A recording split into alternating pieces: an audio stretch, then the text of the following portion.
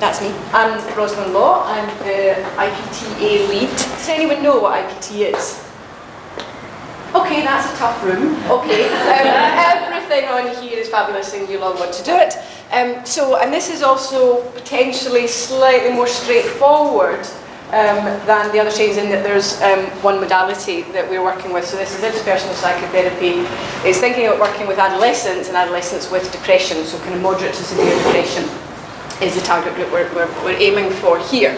And so just to give you a little bit of background of where this modality, this framework came from, originally this was an intervention for adults. And it's been around for a long time. It's part of the adult IAPT service as well. But it's been around it's the oldest new kid on the block, really, because it's been around for about 40 odd years. But our dissemination may not be, or it could be, given nobody knows what it is. And it was adapted by Laura Muffson, who is an American psychologist, for work with adolescents. And one of the things that's fantastic, I really have enjoyed about it, because I've done all of the training for adults in IAPT.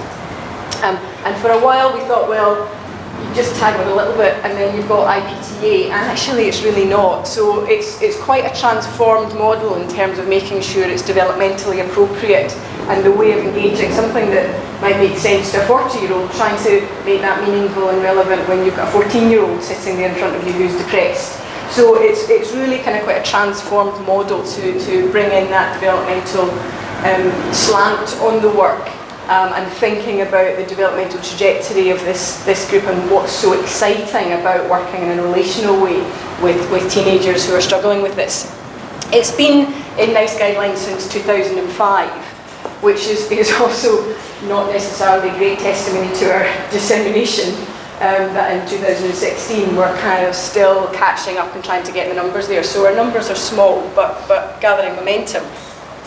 And so what you may have got a sense of then is what this does is it focuses on the kind of relational difficulties, what's going on with the young person and the people around about them that are often at the heart of common concerns for adolescents, the kind of stuff they're interested in, they're distressed by, they're preoccupied by, and it frames the intervention around that.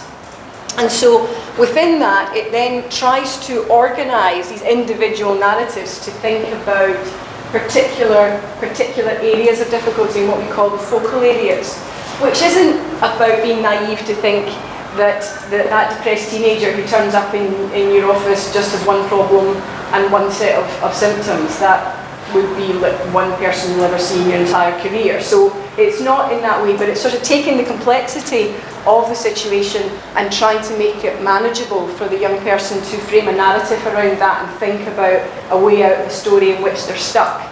And so we tend to think primarily about current areas of conflict within significant relationships. That might be with parents, but not always. It can be with peers, it can be across a range of relationships that they're involved in. The major transitions and changes that they're going through, and there's obviously a developmental transition that by default adolescents are going through, but it could be things like families breaking up, moving schools, being rejected by your friendship group, that kind of thing, first romantic sexual relationships breaking down, best friends moving on at a different pace from where you're at, all of those adjustments that you're having to make within your kind of relational world at this stage. We also look at two other themes. One is where there's been a significant bereavement. For not all adolescents, but for many of them that may be the first time where they're facing that kind of loss and being able to see that through. And the final group has gone through many name changes, which suggests perhaps the original author's discomfort with it. So it started off as deficits. We thought not great from a kind of clinical mentioning that in the room kind of way, so it moved along the spectrum to sensitivities.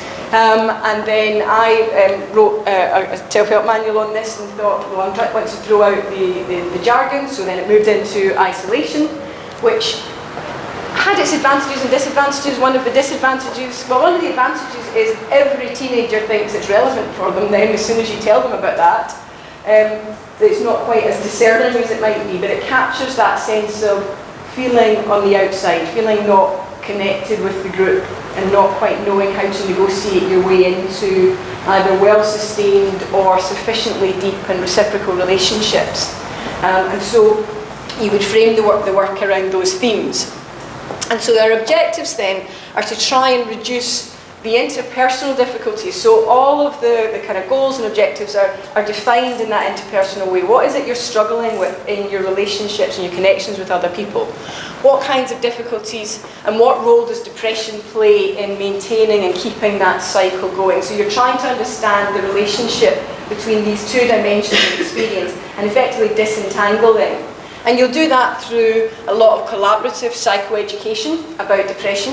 And I say collaborative there because you have to hold in mind that there are two experts in the room. So I'll know some stuff about what we know about depression as a disorder, and you will know that if you choose this course. But the young person is always going to know considerably more about their lived experience of depression than you do. So it's an exchange of information there to try and get to the kind of core relevance of these techniques and these strategies. And then what you're trying to do with them is develop a kind of narrative, a story that allows them to understand and reflect on what's happening for them in an interpersonal context. So that might not be the story they start with. They might start with a story that's about something quite different. But you're reworking over the first few weeks the different strands of their experience to think, from a people point of view, what's going on and where are you stuck and how might we take this forward. And then you're going to work on developing skills both in kind of self-reflection and affect management, as well as communication to negotiate a more effective way out of those difficulties and to have their interpersonal needs met in a more consistent way. The delivery of this is over 12 to 15 sessions. The adult model is 16. The standard for IPT is 12. Really on the assumption that young people don't really like being in therapy for a very long time, so if we can get it done as efficiently, as quickly as possible, then we aim to do that. And so you've got that fixed end point. So not necessarily like some of the other modalities, you know when it's going to end from the starting first date, and you're using that as a kind of mechanism to motivate engagement and change. You will also have up to potentially three additional sessions with parents. The young person may attend them, they may not want to, but that's about actively having and fostering the parents or the carers' role and engagement in what's happening rather than the young person going off and being fixed elsewhere and delivered back at the end. The way parents are involved might vary enormously. They might be working virtually as co-therapists, kind of cheerleaders through the week, carrying things on. They may be quite central to the nature of the difficulties. They may be the person they're in conflict with, in which case, in part of the work, it's going to have less of a purely psychoeducational component and more of a bringing them in and working on the communication between them. So there's more of a kind of direct intervention there, although it's still relatively limited in the time that they're in the room. Okay, so I've said a bit about this. So you're developing this story, and that's effectively what you're doing over the first 4 weeks or so. You're building the layers of the story up. First of all, you're getting a very detailed picture of what their kind of depressive and symptomatic experience looks like. You then map out what their relationships look like, where the resources are, where the difficulties are, and you map them across each other in a timeline of this narrative. And we prepare a sort of narrative form, kind of letter form formulation that's given as a draft to the young person, but they really should have a good sense of what's coming by the time they get that, because you created it together. And that's edited to then serve as the basis for the goals. So the goals and the objectives you will work with are logically arise from the formulation you've developed, so that it's a means of achieving the changes that you want. And that's where the principles that I'll talk a bit about later on, the kind of core principles of CYP IAPT and using routine outcome measures, goal-based outcomes, fits very, very nicely within this framework.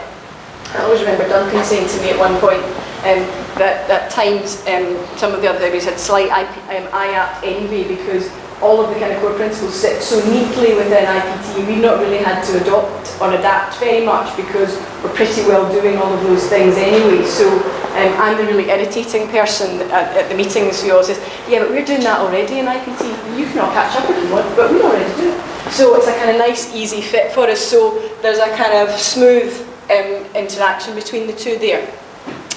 It's been evaluated over about 7 both matched and randomised trials. And in those, and by matched I mean sometimes they're just kind of running in parallel, so there's no randomisation to actively allow you a direct comparison.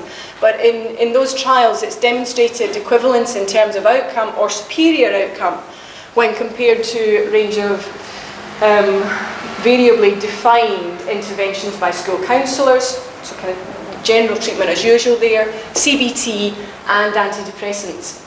With the antidepressants, just to flag up, we haven't had a randomised control trial comparing there, so we just had I feel like a kind of matched group running along at the same time to allow that comparison. It's been delivered both in mental health settings and in schools, and so again, one of the inherent parts of the way the evidence base for this has developed is about trying to make it increasingly accessible, so taking the therapy to where the young people are and trying to meet them there. Again, a lot of what we're doing. It has been evaluated across a number of cultural settings. A lot of the literature comes from North America, although we're putting a bid in right now to do a UK study where we'll be looking at its delivery within IAPT services with the graduates from the past 3 years. We now have enough IPT-A therapists who are aiming to do that, so we want to have UK-based outcome data to be able to share with you. But at the moment, we know a whole lot if you've got Hispanic, North American or Taiwanese adolescents coming through. If that's not your primary target group, we have to extrapolate a little bit from the outcome data that we've got.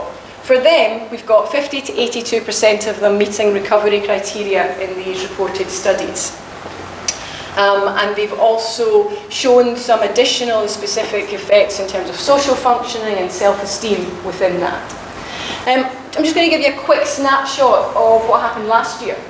So of the group who came through last year, thinking about those focal areas, then actually that disconnection, that sense of isolation was the most commonly selected focal area. Last year it was change, with isolation coming second, so they kind of run neck and neck pretty well in terms of the most commonly used areas.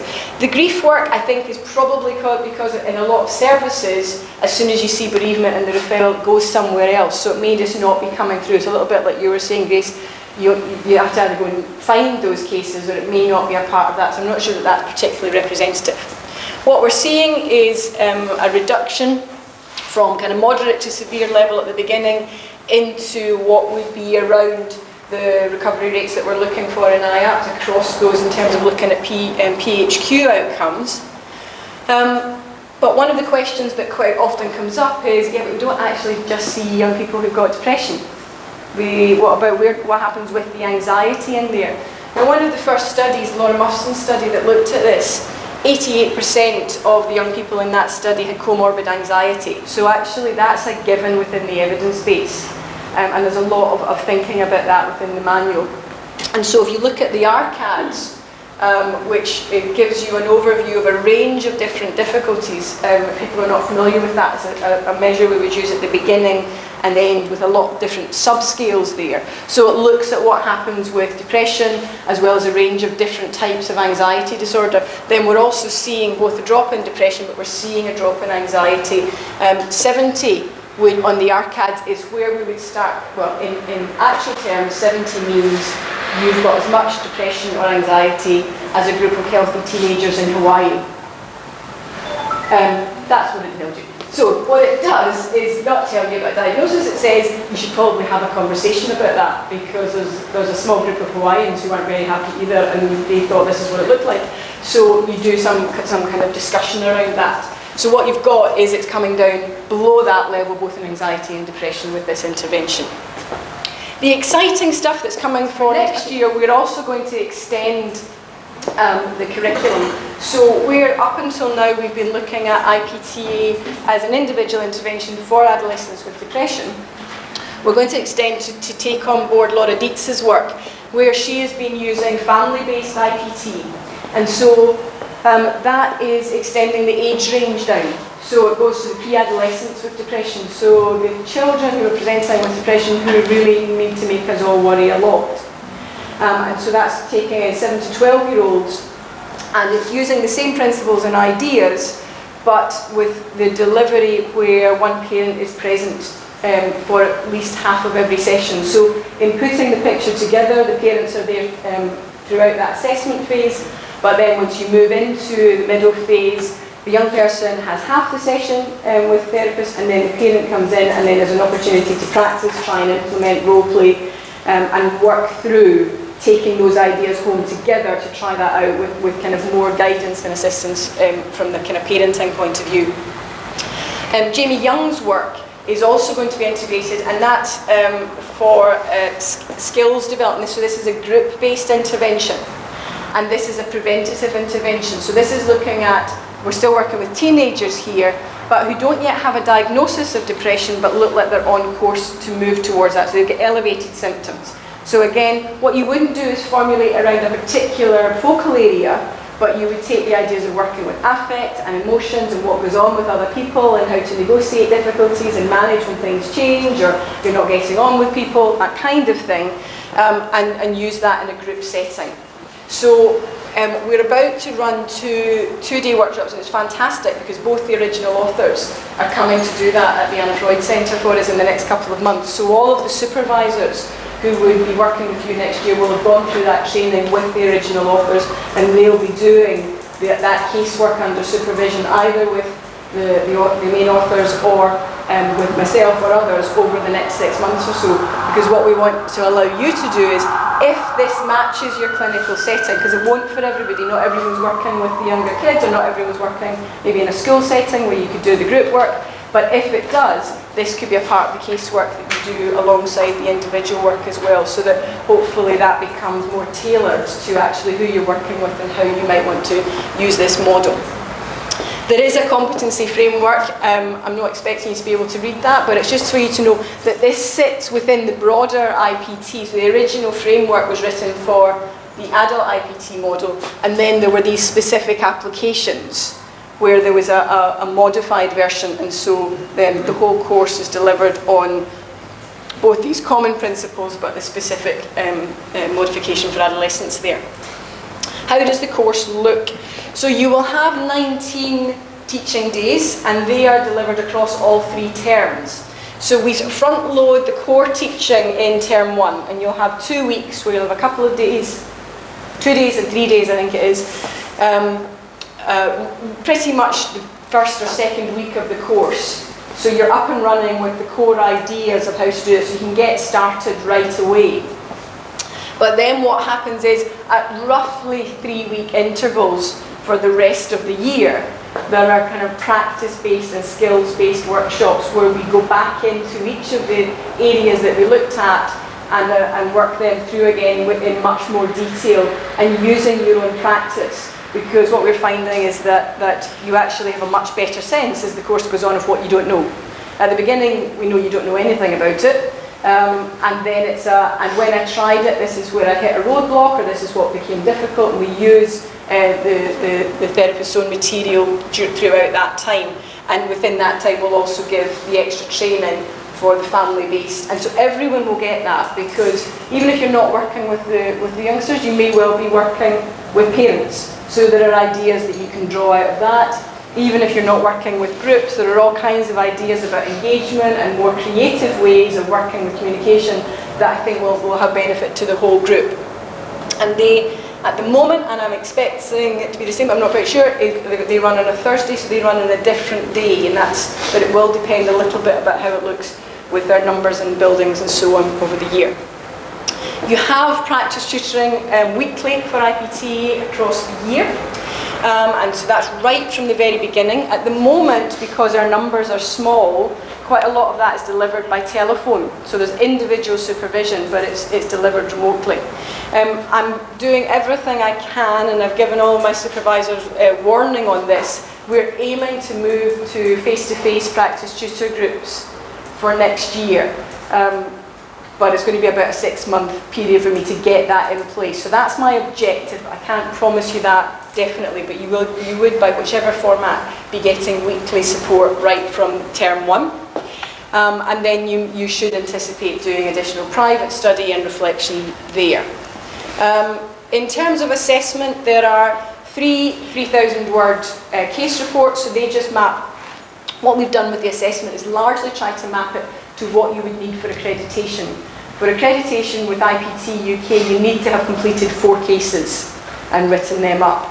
So you would have 3 of them that would apply and allow you to put that forward for your accreditation portfolio. And what we would also do earlier on, we would have an oral presentation linked to a full recording of a session that's been reviewed, so you get a chance to both talk about and think about with somebody how your work is going, and a shorter written reflection. So we're hoping there are different ways that students have a chance to communicate their experience of using this model, not just on the page and in that written format. As I said, you'll have the weekly tutorial. There is preparation, so that forms, the preparation you do for supervision forms your clinical log. So you're formulating what your key question is that you want the supervisor or practice user to work with you on, and all of the guidance paperwork is designed to prompt and help you think about what you're meant to be doing in sessions, so actually it can kind of double up for your clinical notes as well. So we're trying to kind of make double use of most of this reflective work if we can. Over the course of the year, all of your sessions are recorded. 12 full sessions out of all of your casework will be reviewed against a competency framework. So there's 12 hours of your work which will be, so looking at both the structure and organisation as well as the detail and strategy within that. So there's a lot, you're asked to do self-reflection, but you're going to get a lot of feedback, a lot of detailed examination of your work, alongside bringing clips and looking at, so this is the stuff where you think, I think I'm kind of doing IPT-A here, but there's lots of scope to also say, I'm absolutely sure I wasn't doing IPT-A at all here, and this was my worst session ever, I had no idea what to do, and you bring that along in the practice tutor group. We kind of work on, right, how do we edge that towards? So there's lots of different types of use of the recordings that you bring. I think I said quite a lot about that. You're going to have, that's what it adds up to.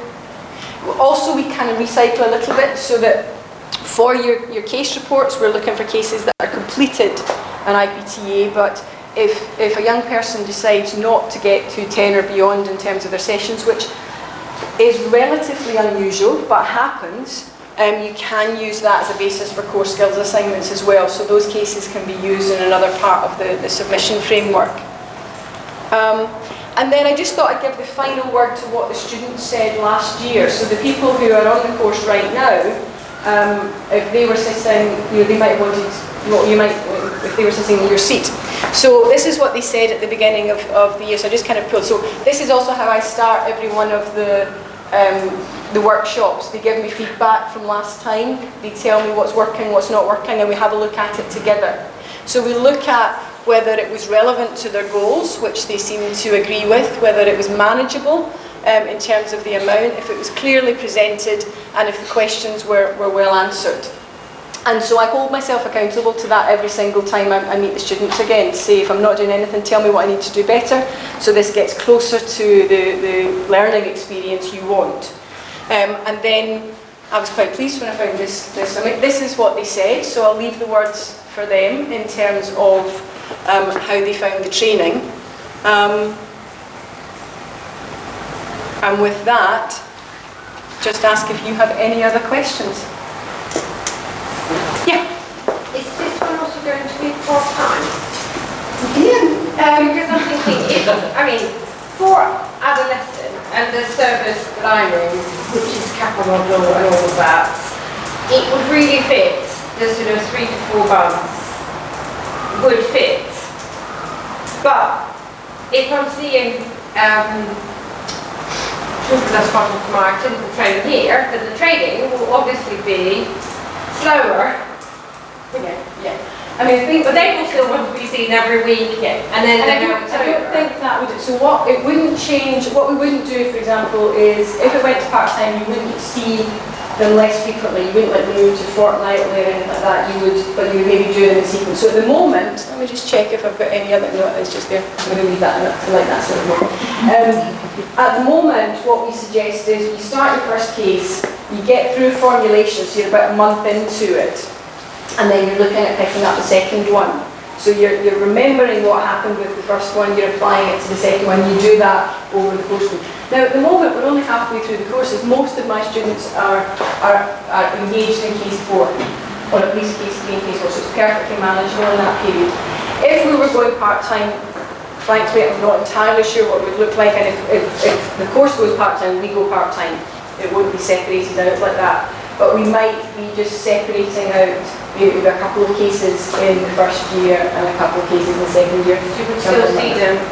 You could see your cases as frequently, because they would be like, absolutely, yeah. why do I have to go every other week? Yeah. So the young people don't go part time, you do. Okay. Yeah. They stay full time in therapy. You just spread the submissions and the amount of casework over that period. Yeah. Anything else? Yeah. In terms of the graduates from this program, are they kind of placing in employment with us with the kind of parity that those graduating from the CBT module are? Well, everyone already has that. So they're in their own jobs, so they're being trained up within their own jobs.